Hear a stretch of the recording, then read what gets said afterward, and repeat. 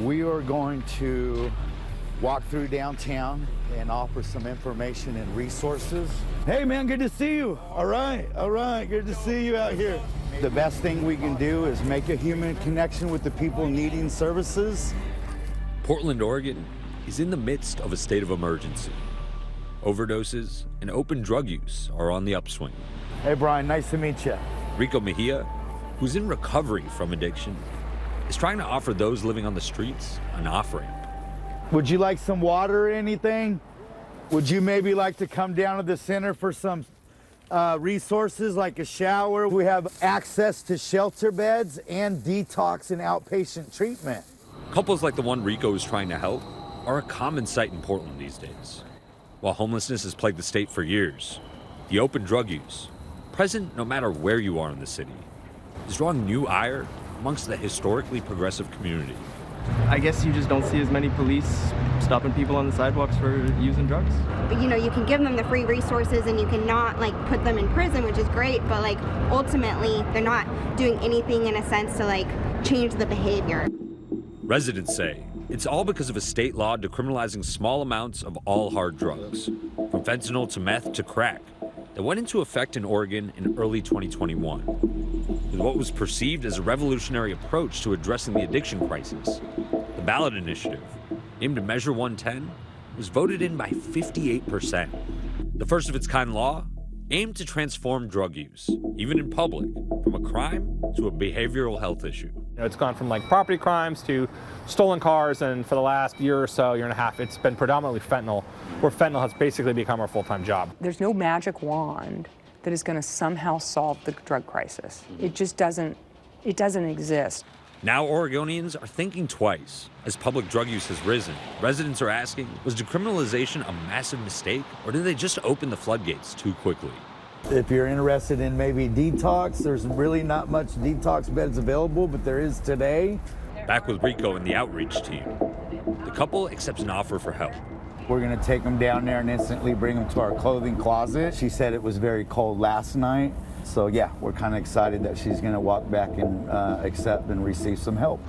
This outreach is possible thanks to over $400 million in Measure 110 funding for services like rehabilitation.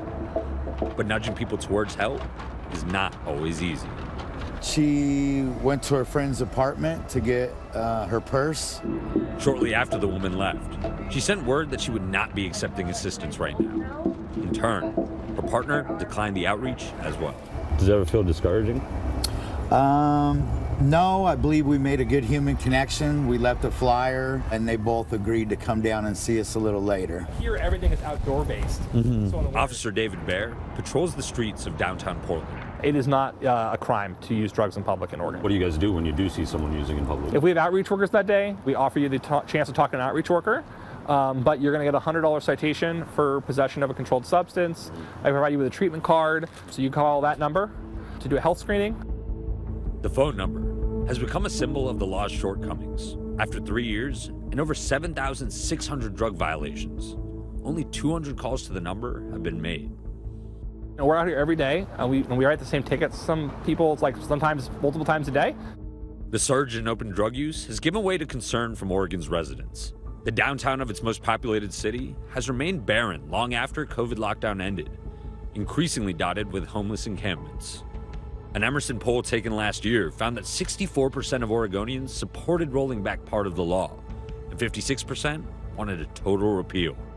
A sentiment many Republicans in Oregon's capital, like Kevin Mannix, share. The voters of Oregon were misled about what path we were going down, and it's our job to get us back on the right path. Right now, if a police officer goes into a park at 3 in the afternoon, there's kids playing in the playground and someone's lying on the sidewalk, obviously under the effect of some hard drug, the officer can stand there and write a $100 citation and hand him a phone number and say, "Have a nice day."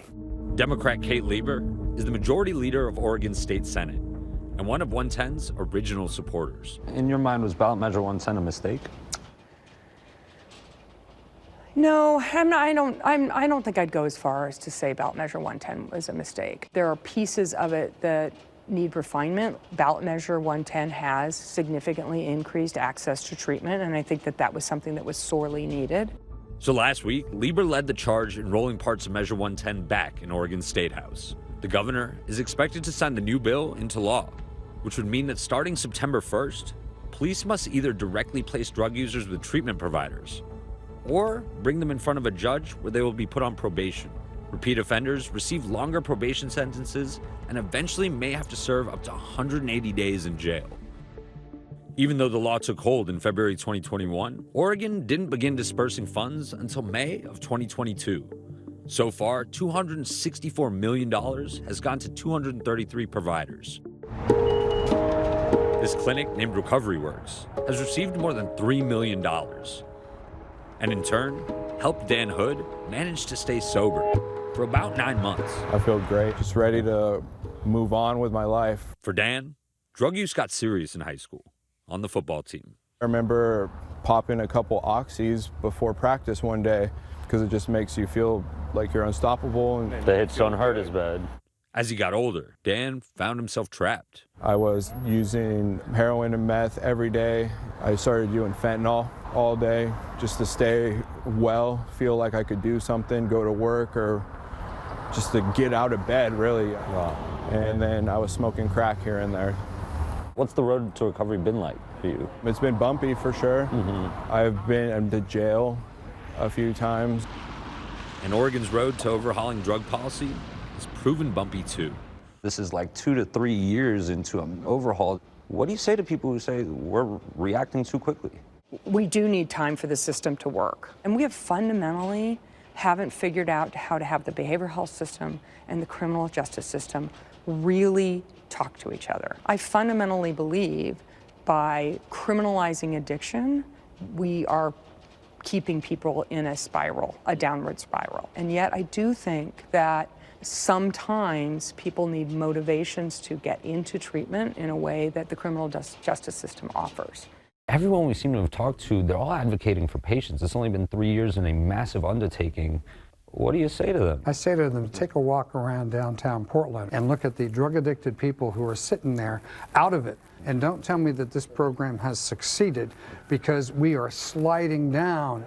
Yeah, let's try that one. But for someone like Dan, things are looking up. Today, he's on the job hunt at this Measure 110 funded agency. I've applied to probably over 8 places this past week. When I see someone out on the street and suffering still, I just wish that they could find the help that they need.